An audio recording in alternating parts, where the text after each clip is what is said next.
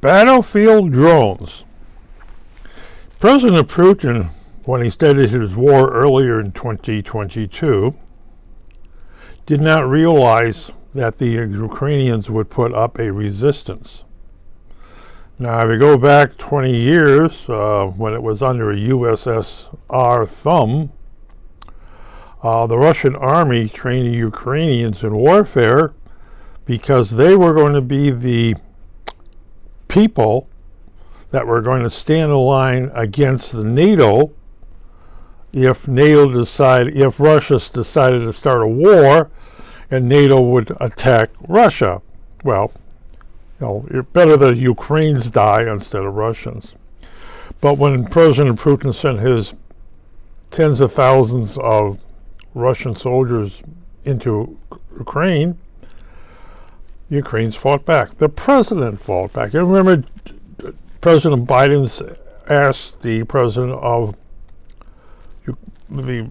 Ukraine if he wanted to escape, and the president of Ukraine said, "I'm going to stay, I'm going to fight, I'm going to die for my country." And he fought. He stood up there and says, "To hell with Putin." I shouldn't use the word hell, but I guess a guy can talk about the President Putin like that.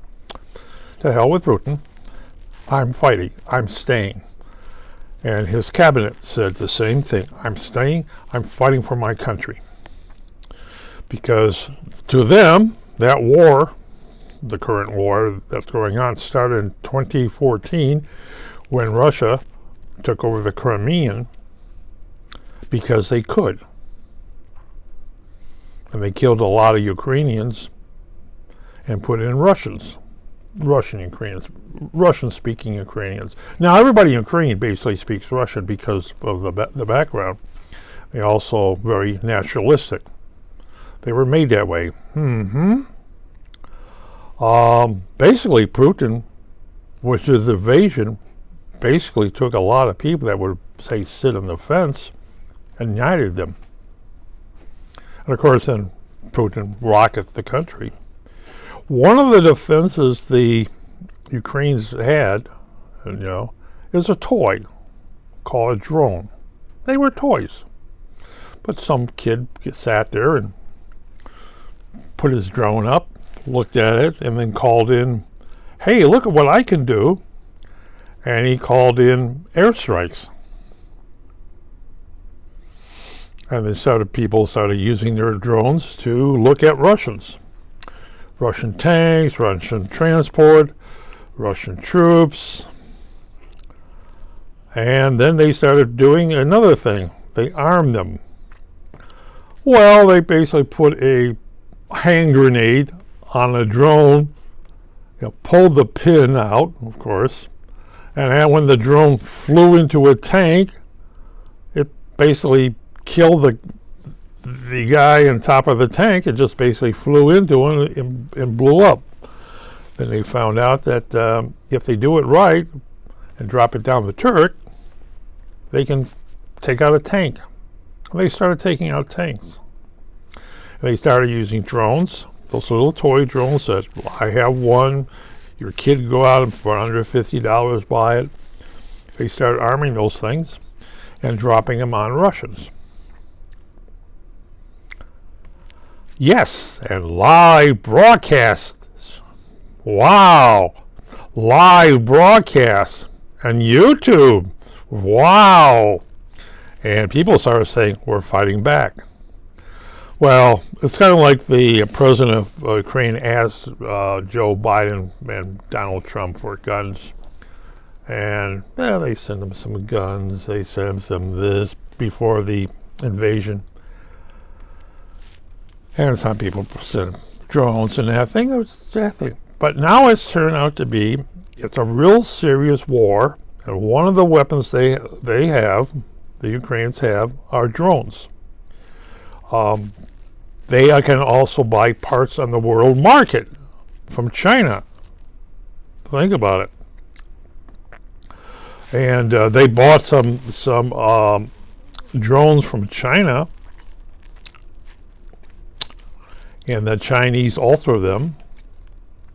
So when the operator sent out a drone, it gave out a signal telling where the operator is, and the Russians dropped the shell on that person.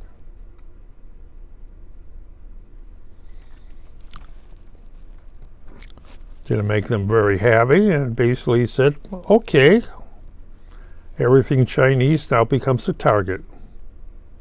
What? Everything Chinese now becomes a target. If you're going to do that, if you want to help your little friends in Russia, everything Chinese now becomes a target. Every Chinese shipping aircraft or dinghy now becomes a target. Oh, think about that. Iran they're building drones specially made to fight against Ukraine. Well, Iran, everything becomes a target. All your diplomats, all your students, all your citizens. You want to get involved in the war? Ukrainians are known everything. Now, there are 12,000 Iranian students in the United States studying. Literally, they're citizens of Iran. Literally, they have just, basically their country Iran, you just put your students as targets to the Ukrainians. So don't be surprised that Ukrainian students start going back to Iran in boxes. Or, or as agents for Ukraine to take out Iran. Yes, it's terrible getting involved. And Putin started this war. Putin basically, there are more nations fighting in this war or supplying Ukraine in this war than fought in World War II. Japan, South Korea, countries in Asia are supplying Ukraine, like with drones, yes, and these small little drones, yes, and with cash. But like the United States, who has send billions, and there's a good reason for it. Would you like to defeat Russia there, or some of its friends in the thing? There are 500,000 Cuban troops 90 miles off our shore, in a common state. Then you got Venezuela, which is Iran is arming them. Oh, that's nice. So I guess there's Iranian troops there, there are Russian troops there, there are Cuban troops there. They're all have just become a target. By the way, to the cartel, yeah, think of this. If the Russians take everything away, you're out of business. Iran, basically, you know what the policy in Iran for, say, heroin? You lose your head. Pot smoking is great. Any other form of drugs, you lose your head. Ooh. But drone warfare in Ukraine? Oh, it's escalated. You got the Turkish drones. You got the German drones. The German clubs. You know, a French airplane club has a limit of 2 pounds for the little aircrafts. The same rules applying in Germany. The limit for a drone aircraft is 300 pounds. And if you ever look at a German on YouTube club, my God. And they're supplying, as someone says, they're supplying to Ukraine specialized drones, like one. It's a drone. It has a range of maybe 10 miles. And then it drops a rocket who has a range a lot further than that and speeds a lot that with a warhead like that. And the drone basically goes back to the operator, and they change the battery and reload it with another rocket, and off it goes to knock out a tank or artillery piece. That thing. Here's a couple ones about the drones they have over there. They have a drone that's made to be seen. It leaves a signature in there. They paint it with aluminum, I guess, copper, what have you. And it's made to be seen. And it has trailing behind it tin foil, I guess, tin foil, aluminum foil, okay, or mesh. Okay, now they're flying, and what it's meant to do is for the Russians to shoot at it. Now they're a couple hundred feet up, and they send this signature out, and the radar goes on there. It almost goes out, and automatically it fires. Did they hit it? Maybe. If not, no. But they just gave the location to the Russian sites. The Russians know this already, so they're very cautious of what they shoot at, because it gives them away. Especially if it's a rocket. When you take a $10,000 rocket, shoot at a $50, there's ratio. It doesn't make any difference. Then they get another type of rocket, a drone. These are slow, and they're going 100 feet above. It's to make noise. It has a series of, you have those little. It makes a lot of noise, like missiles are coming in, or mosquitoes, or the noise of that thing. It's there to make noise, and it's driving the Russians mad. It's not. Basically, they're not going to sleep. Then you got the drones who like to draw.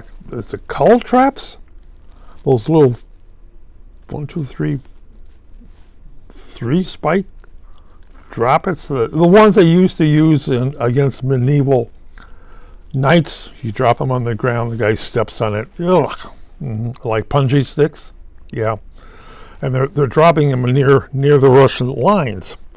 And enough being dropped where the Russian soldiers do not want to leave their fortifications. Of course, they're dropping other bombs too. Now, of course, the Russians does counter drone, but then the Ukrainians have counter drone. Then you're going to have counter drones. Then you're going to jam everybody's communications. And then you're going to have they're going to target the jamming devices of the Russians, who are going to jam the stuff of the Ukrainians, who are going to jam the stuff here. And it's keeping a lot of nations really on their toes, because thank you, President Putin, you gave us our testing ground. Well, what does that mean? I'm going to make a bunch of drones, special drones, as a manufacturer. And I need to do is test them in battlefield conditions. Ukraine. I will have 100 of my drones go over there with 2 engineers. They will go out there and they will field test this stuff. And it's beautiful. If it works, it works. If it works, it works. I have the information for me. It's all on my little computer there. It's a great selling point to other nations. Hey, look what my drone can do in Ukraine against the Russians. Oh, you better know it. And toy manufacturers, they just simply say, hey, see what our $50 drone can do against the Russians? And we can do is configure it all this way.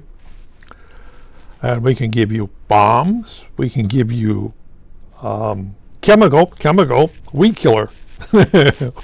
Yes.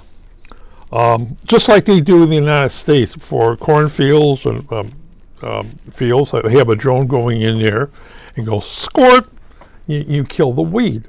Well, at the same time, it's better than flying over with a helicopter and spraying, or airplane and spraying all this. Over there, you take a drone that has high lift to it, maybe more than 4 propellers. High lift, they pick up a gallon of something, and they spray it as a mist. Isn't that chemical warfare? Agricultural warfare. And if you looked at what the Russians have done to the wheat fields in Ukraine, tough. And the Russians have gone in there with their chemical weapons, weed killer, and sprayed it on thousands of acres of Ukrainian land to basically make it unfit for growing anything, as the Ukrainians have found out this year. You know, it's a heavy toxin weed killer used by the Russians against Ukraine. So you're going to be doing the same thing, going across the Russian front lines, you might say, and spraying the tree cover. And then after that, once the tree cover is gone, the leaves fall. It exposes the Russian lines, and then you go in with a thermal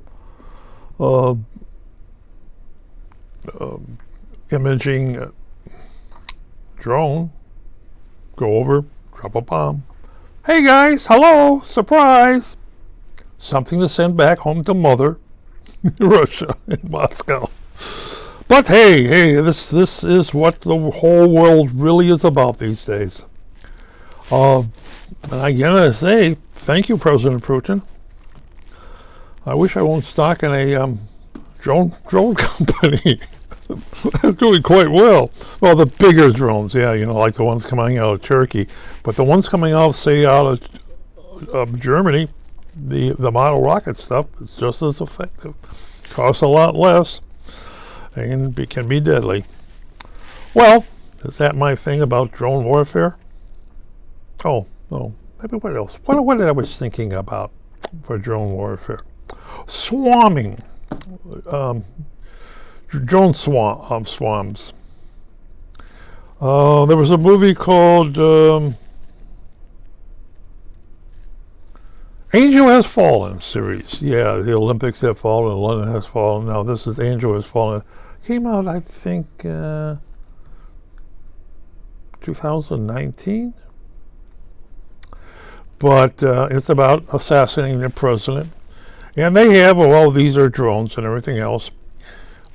But you must understand, they show the tubes firing off, and they show a guy at a control here, and each drone is sending back a picture of what they're doing. And let me put it this way. While a drone will sit back and do a monitor, when you shoot out, say, 50 of them,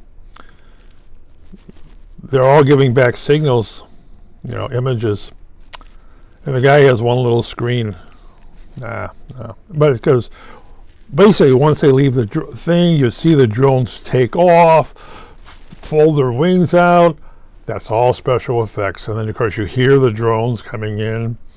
That's all special effects. And explosions on the land. That's all special effects. And that may work like that in battlefield conditions, but it's usually one drone with an explosive trial, so fire drops on top of somebody. That's a nice little thing. But, as the old saying, it all existed into the computer. It's all special effects. It's all created. All the drones were created in there. Well, a lot of stuff was created in there. Yes, what was it? Oh, dropping of the building, I guess, too. No, that was created. No, I guess they did drop a building. Because the building was going to be dropped anyway. So you try to do your film around exactly what's going to happen out there. Someone was going to blow up and take down a building. You have a film crew in there. Or 2 or 3 film crews all having different storylines, but you want to have the thing there. Well, I think I'm going to send my little drone to... I'm going to give it to the Ukrainian church. They can send it to Ukraine.